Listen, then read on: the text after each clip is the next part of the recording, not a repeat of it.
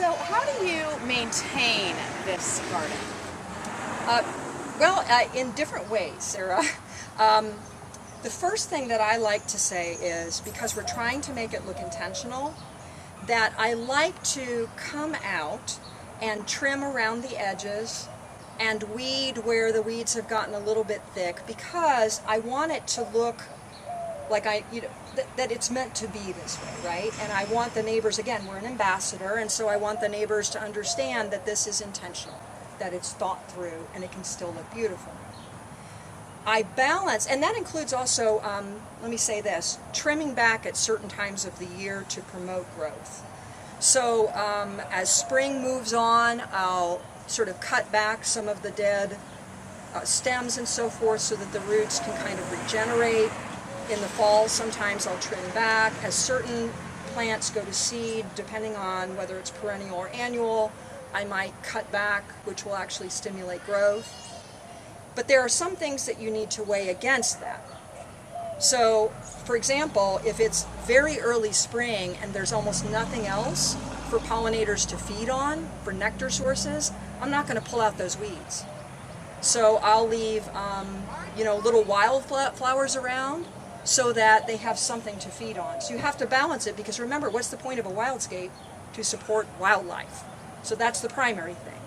And then it's just education, letting people know, there are some weeds here, but there are some plants that most people identify as weeds, but the reason for that is these critters need to eat.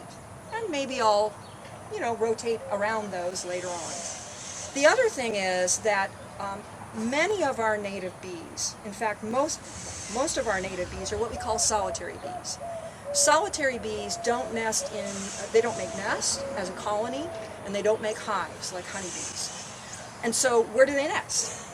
About 70% of them or so dig tunnels in the earth, and they lay their eggs in there.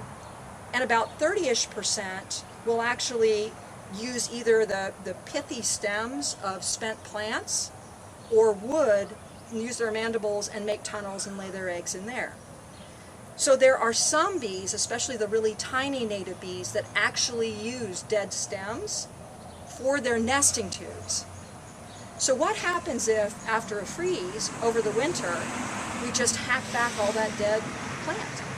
If we do that, we are potentially cutting away and killing baby bees.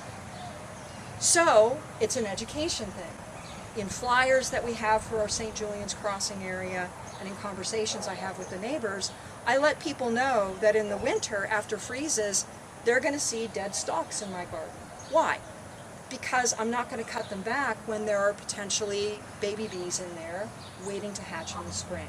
And so I won't cut back those pithy stems from plants until we're far along in about halfway through the spring or end of the early spring. So again, the primary focus is to maintain the garden to support wildlife, but you have to balance that against the fact that you live in a community and you want it to look intentional. Does that make sense? So that's another way I maintain it. One other tip that I have is that, generally speaking, you want to really pay attention to the water requirements of plants when you buy them or get them from other people. You kind of want to put similar water needs in the same bed, if at all possible, so that one doesn't get dried out too much while the other one's thriving, or the one that is more drought tolerant ends up getting root rot because it's next to something like a Turk's cap or whatever that needs a little more water. Same as you do for sun, same as you do for soil. That said, even within those that are all drought tolerant, there are some that are more than others. Just depends. Deeper roots, different chemistry, whatever. So watering by hand allows me to spot check that way.